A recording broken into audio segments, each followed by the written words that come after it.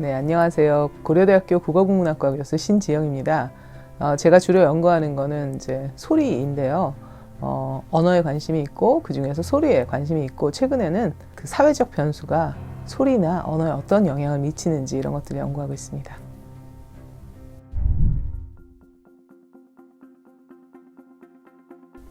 말대꾸 하지 마 이런 말 이제 우리가 떠올리면 누가 누구에게 하는가 금방 떠올리잖아요. 대체로 이제 뭐 연령이나 지위나 이런 것들이 더 높은 사람이 그렇지 않은 사람에게 하는 그런 아주 비대칭적인 말이죠. 예를 들어서 엄마가 자녀에게 뭐 말대꾸 하지 마 이렇게 하거나 아버지가 자녀에게 말대꾸 하지 마, 형이 동생에게 말대꾸 하지 마 이런 거는 떠올릴 수 있는데 반대로 예를 들어서 자녀가 부모에게 말대꾸 하지 마세요. 이건 왠지 안 떠오르죠. 이렇게 그 비대칭적으로 일어나는 그런 말이구나. 이걸 금방 알 수 있는데요. 말대꾸하지 마 뿐만 아니라 되바라지다, 무례하다. 사실 이런 말도 굉장히 비대칭적으로 사용되고 있구나. 이런 것들을 알 수 있습니다. 예를 들어서 이제 무례하다 그러면 왠지 무례하다라고 바라하는 사람과 그런 말을 듣는 사람 사이에 연령 그러면 왠지 그 말을 하는 사람보다 그 말을 듣는 사람은 연령이 낮을 것 같고 지위도 낮을 것 같고 하지만 반대로 연령이 높고 지위가 높은 사람한테 아우 저분 참 무례하다 이렇게 얘기하는 건 왠지 안 떠오르죠.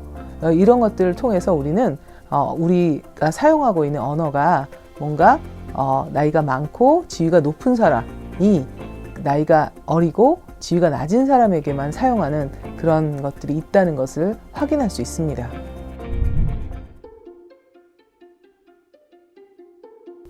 우리가 보통 한국어는 높임법이 발달되어 있다 이렇게 얘기를 하는데요.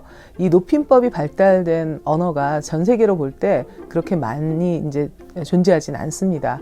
근데 한국어는 과거부터 지금까지 우리가 확인을 해보면 상당히 높임법이 발달되어 있는 것들이 이제 굉장히 특징적으로 드러납니다. 그러나 그 높임법을 결정하는 그러니까 소위 얘기하는 반말을 쓸지 존댓말을 쓸지를 가르는 기준이 되는 것은 역사적으로 좀 변해왔다는 걸 확인해 볼 수가 있습니다. 여러분이 뭐 잘 아는 것처럼 옛날 사극 같은 것들을 보면 신분제 사회에서 신분이 높은 사람, 연령과 무관하게 신분이 높은 사람은 신분이 낮은 사람에게 반말을 하는 것들을 이제 확인해 볼 수 있고요. 실제로 신분이 낮은 사람이 아무리 나이가 많아도 신분이 높은 사람이 그 나이가 어린 경우에도 신분이 낮은 사람에게 반말을 쓰는 그런 것들을 우리가 쉽게 떠올릴 수가 있죠.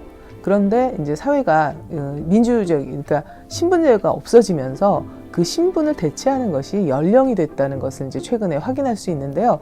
우리가 지금 이제 대체로 보면 연령이 높은 사람이 연령이 낮은 사람들에게 그냥 반말을 사용한다. 이런 것들에 대해서 사회가 뭐 나이가 많으니까 반말을 사용해도 되겠구나. 이런 것들을 이제 수용하게 되죠. 그러니까 그 높임말에서 반말을 쓸지 아니면 존댓말을 쓸지를 결정하는 것이 과거에는 신분제 사회에서는 신분이었지만 지금은 연령이나 지위 같은 것, 특히 연령이 굉장히 중요하구나. 이런 것들을 확인해 볼 수 있습니다.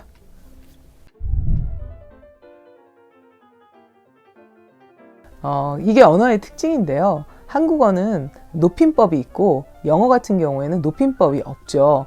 높임법이 문법적인 표지로 존재하느냐 존재하지 않느냐가 영어와 한국어의 가장 큰 차이입니다. 우리가 뭐 영어 같은 경우에는 이제 태도를 다르게 한다든지 이런 것들로 하지 이게 이제 한국어처럼 반말을 쓸 거냐 존댓말을 쓸 거냐 이걸로 결정을 하진 않거든요. 한국어는 문법적으로 나이가 많고 지위가 높은 사람에게는 하십시오 체를 쓰고요. 나이가 어리고 지위가 낮은 사람이다 그러면 해체를 쓰죠. 이렇게 완전히 다른 종류의 문법적인 장치들이 존재하게 되는 것이 한국어의 특징이고요. 그래서 우리는 한국어를 높임법이 발달된 언어다 이렇게 얘기를 합니다. 반면에 영어나 이제 이런 언어에서는 그런 종류의 문법적인 표지가 연령이나 지위에 따라서 바뀌는 그런 것들이 존재하지 않습니다. 이게 언어적 특징이라는 거죠.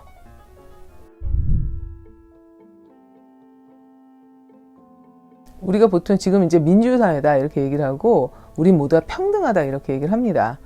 그러니까 사람 위에 사람 없고 사람 밑에 사람 없다.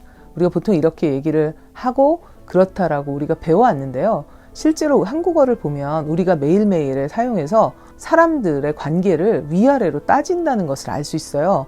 그래서 우리가 보통 높임법을 설명할 때 윗사람, 높은 사람, 그 다음에 손윗사람들에게는 존댓말을 쓰고 아랫사람, 낮은 사람, 손아랫사람에게는 반말을 쓴다. 이렇게 계속해서 가르치잖아요. 그리고 매일매일의 사용을 통해서 저 사람이 나보다 높은 사람이냐 아니면 같거나 낮은 사람이냐 이런 것들을 서열을 따져가지고 어떤 말을 쓸 건지를 결정하죠. 이러다 보니까 우리 머릿속에는 소위 이제 연령이 높은 사람이 되다 보니까 연령 권력이라는 게 굉장히 당연한 거다 이렇게 생각하고 사람에는 서열이 존재하는 것이다 라는 생각을 우리도 모르게 하게 된다는 겁니다. 이게 높임법의 가장 큰 부작용이라고 저는 생각하고요. 그러다 보니까 연령이 높은 사람들은 자신들이 권력자라고 자기도 모르게 생각해서 나이가 어린 사람들에 대해서 좀 함부로 하고 예의를 갖추지 않고 이런 모습들이 보이는 게 아닐까. 연령이 높은 사람들은 연령이 낮은 사람들에 대해서 우리가 좀 더 높은 사람이다 이렇게 생각하는데 실제로 연령이 낮은 사람들은 꼭 과연 그럴까? 이런 이제 의문이 생겼을 때 그것들을 해소할 수 있는 방법이 없다는 겁니다. 그러다 보니까 뜻하지 않은 갈등들이 생기게 되고 그래서 이제 나이가 어린 사람들을 존중해주지 않는 그런 문화가 생기는 게 아닐까. 그러니까 나이가 어린 사람들에게는 예의를 갖춰야 된다라는 생각이 혹시나 나이가 많은 사람들의 머릿속에 떠오르지 않는 것은 아닐까 이런 생각을 해봅니다. 그리고 또 한 가지가 이제 이런 연령에 의해서 만들어지는 이것이 사실은 사적인 관계인가 공적인 관계인가까지도 약간 흐트러뜨리는 그런 문제가 있다고 저는 생각합니다. 우리가 보통 이제 호칭 같은 경우에 한국어 굉장히 중요하거든요. 한국어는 제가 이제 책에도 썼지만 너를 너라고 할 수 없는 언어 중에 하나입니다. 그러니까 상대를 존중해야 되는 상황, 그러니까 공손성을 상대에게 드러내야 되는 상황에서는 2인칭 대명사인 너나 당신 이런 것들을 쓸 수 없는 그런 특징을 가지고 있는 게 한국어거든요. 그러다 보니까 한국어는 너를 너라고 할 수 없는 언어가 되고 그러다 보니까 너나 당신 대신에 쓸 수 있는 호칭어가 필요하게 되는 거죠. 그런데 그 호칭어가 대체로 그 가족관계 호칭어로부터 시작을 하거든요.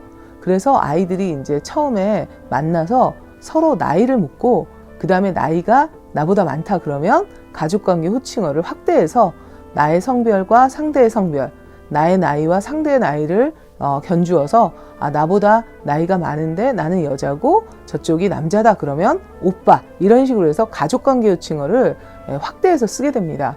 그렇게 호칭어를 쓰다 보니까 상대와 내가 사적인 관계가 되어버리는 가족관계인 것처럼 착각해버리는 거죠.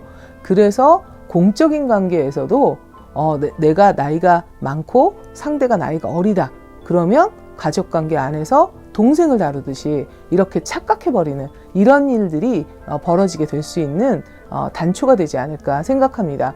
그러니까 공적인 관계인가 사적인 관계인가를 혼동하게 하는 그런 언어적인 특징이 있지 않을까.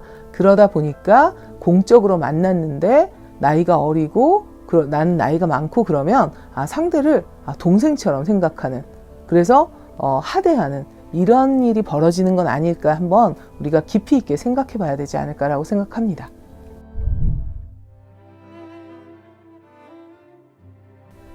글쎄요, 언어는 원래 이상향을 이렇게 생각하기는 좀 어렵습니다. 왜냐하면 사회가 이상향을 실현시키지는 않는 것처럼 그 사회를 언어가 바로 반영하기 때문에 사회가 무조건 좋아지거나 무조건 나빠지진 않거든요. 약간 나빠지기도 하고 좋아지기도 하는 게 좋아지다 나빠진다가 아니라 그냥 사회는 긍정적인 면도 있고 부정적인 면도 있습니다. 그런데 이제 긍정적인 것을 반영하는 언어도 있고 부정적인 면을 반영하는 그런 언어도 그래서 존재하게 되는 거죠. 근데 이제 최근에 가장 큰 문제 중에 하나로 우리가 계속 지적하는 게 세대 간 갈등이잖아요.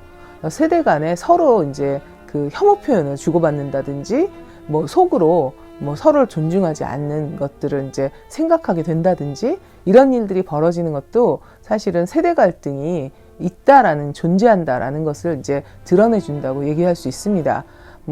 예를 들어서 나이가 어린 사람들은 나이가 많은 사람들을 꼰대 이렇게 이제 표현을 한다든지 그리고 나이가 많은 사람들은 나이가 어린 사람들을 뭘 안다고 이렇게 마음속으로 생각한다든지, 저 어린 것이 이렇게 좀 되바라졌다, 싸가지가 없다. 우리가 보통 이런 식으로 이제 싸가지가 없다도 아주 비대칭적으로 사용하는 그런 표현 중에 하나인데요.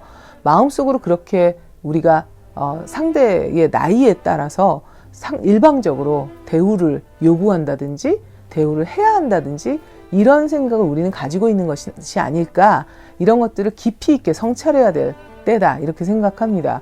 반드시 나이가 어린 사람이 나이가 많은 사람에게 일방적으로 예의를 지켜야 하는 것은 예의의 기본적인 그 속성과는 맞지 않죠. 그냥 사람이 사람에게 예의를 지키는 것은 그게 나이하고 상관이 있는 것이 아니라 무조건 상대에게 예의를 지키는 것은 인간의 도리다, 우리가 생각해야 되지 않을까, 이런 생각을 해보고요. 그런 것들이 사회적으로 이제 갈등 요소로 존재하게 된다면 나이가 많은 사람들은 나이가 어린 사람들을 마음속으로 이렇게 무시하거나 이런 일들이 벌어진다면 기본적으로 나이가 많은 사람들은 스스로를 소외시키는 일이 되어버릴 거예요. 그렇게 되면 세대 간의 소통이 되지 않는 것인데, 그렇다면 우리가 이걸 어떻게 벗어날 것인가, 이 소외감 같은 거, 나이가 많은 사람들이 요새 나이가 어린 사람들하고 좀 어울리기가 어렵다 이렇게 얘기하는데 그 원인이 혹시 본인에게 있는 것은 아닐까, 잘 생각해 볼 필요가 있을 것 같습니다. 저는 이렇게 생각합니다. 누군가가 나에게 높임말을 쓴다, 그러니까 존댓말을 쓴다, 그렇다면 나는 그 사람이 나를 어른이라고 생각하는구나 이렇게 생각하고, 어른이라면 어른스러워야지 이렇게 한번 생각을 바꿔보는 그런 것으로 이제 출발을 해보면 훨씬 더 좋지 않을까라는 생각을 합니다. 누군가가 나에게 존댓말을 한다, 그러면 내가 그 사람보다 어른이구나, 그러면 나는 어른스러워야지. 만약에 이렇게 생각한다면, 생각을 바꿔서 반대로 한다면 우리 사회 갈등은 아마 없어지지 않을까 이렇게 생각합니다. 제가 생각하는 이상향은 이런 거다 이렇게 말씀드릴 수 있을 것 같습니다.